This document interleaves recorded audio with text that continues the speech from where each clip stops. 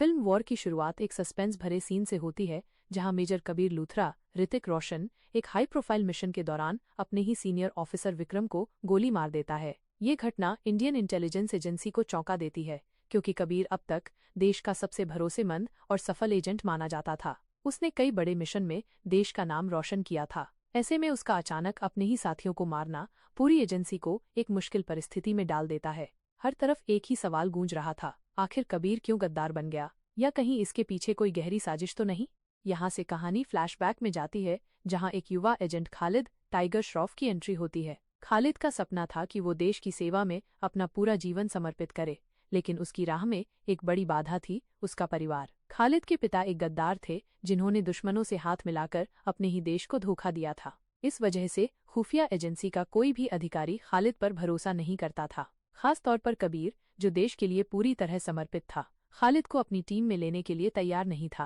कबीर का मानना था कि जो इंसान अपने खून से गद्दारी की विरासत लेकर चल रहा है, उस पर भरोसा करना मुश्किल है। लेकिन खालिद के इरादे मजबूत थे, वो हर हाल में खुद को साबित करना चाहता था।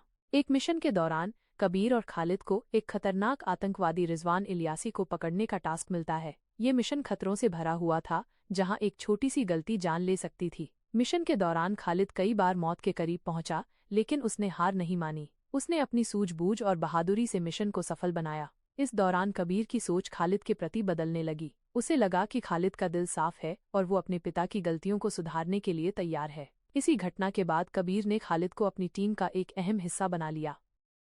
कबीर और खालिद के बीच गुरु शिष्य का रिश्ता धीरे धीरे दोस्ती में बदलने लगा। दोनों कई खतरनाक मिशन में साथ काम करते हैं और हर बार देश को बड़ी मुसीबतों से बचाते हैं। लेकिन कहानी में ट्विस्ट तब आता है जब कबीर को पता चलता है कि उनकी अपनी टीम में ही कोई गद्दार है, जो देश के दुश्मनों से मिला हुआ है। यह सच्चाई कबीर को हिलाकर रख देती है, क्योंकि वो अपनी टीम को अपना परिवार मानता था। वो इस गद्दार को पकड़ने के लिए एक सीक्रेट मिशन पर निकल पड़ता है।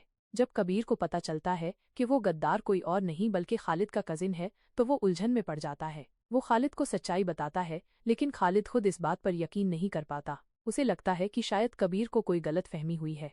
खालिद इस स्थिति में फंस जाता है जहां उसे देश और अपने परिवार में से किसी एक को चुनना था, लेकिन एक देशभक्त होने के नाते वो अपने कजिन के खिलाफ जाता है। खालिद कबीर का साथ देता है और दोनों मिलकर गद्दार को पकड़ने में कामयाब होते हैं। यह घटना खालिद और कबीर के रिश्ते को और मजबूत बना देती है। लेकिन कहानी यहीं खत्म नहीं होती।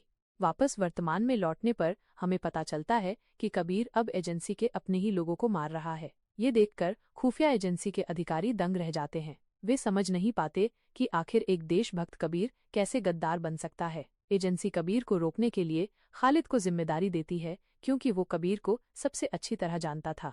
खालिद कबीर को पकड़ने के लिए मिशन पर निकलता है। मिशन के दौरान कई रोमांचक एक्शन सीन देखने को मिलते हैं।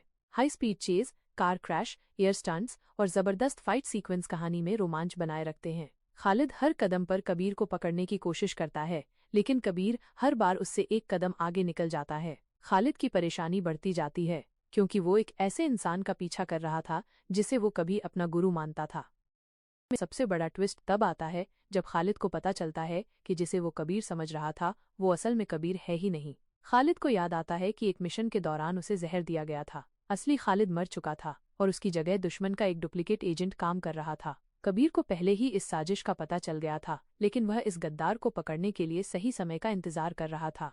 फ्लैशबैक में दिखाया जाता है कि असली खालिद कबीर के लिए एक बेटा था। उसकी मौत ने कबीर को अंदर से तोड़ दिया था, लेकिन वो अपने इमोशंस को दबाकर अपना मिशन पूरा करना चाहता था। डुप्लीकेट खालिद को कबीर इसलिए नहीं मारा क्योंकि वो उसकी जड़ों तक पहुंचना चाहता था। क्लाइमैक्स में कबीर और डुप्लीकेट खालिद के बीच जबरदस्त फाइट होती है। ये फाइट न सिर्फ शारीरिक ताकत की थी, बल्कि दिमाग और जज्बात की भी थी। दोनों के बीच एक एक पंच में इमोशंस साफ नजर आते हैं। आखिर में कबीर डुप्लीकेट खालिद को मार देता है और देश को एक बड़े खतरे से बचा लेता है। मूवी के अंत में कबीर को एक हीरो के रूप में दिखाया जाता है। खालिद को एक देशभक्त के रूप में याद किया जाता है, जिसने अपने देश के लिए अपनी जान कुर्बान कर दी। कबीर की आंखों में खालिद के लिए इमोशंस साफ नजर आते हैं। वो जानता था कि उसने सिर्फ एक साथी नहीं, बल्कि एक परिवार का हिस्सा खो दिया था। फिल्म के लास्ट सीन में दिखाया जाता है कि सरकार को भी ये समझ आ जाता है कि कबीर कभी देशद्रोही नहीं था। आखिरी सीन में कबीर को एक नए मिशन के लिए जाते हुए दिखाया जाता है, जिससे ये संकेत मिलता है कि फिल्म का सीक्वल भी आ सकता है। ऐसे ही मूवी वीडियोस को देखने के लिए आप हमारे चैनल इट्स ओरिजिनल को सब्सक्राइब करें। धन्यवाद।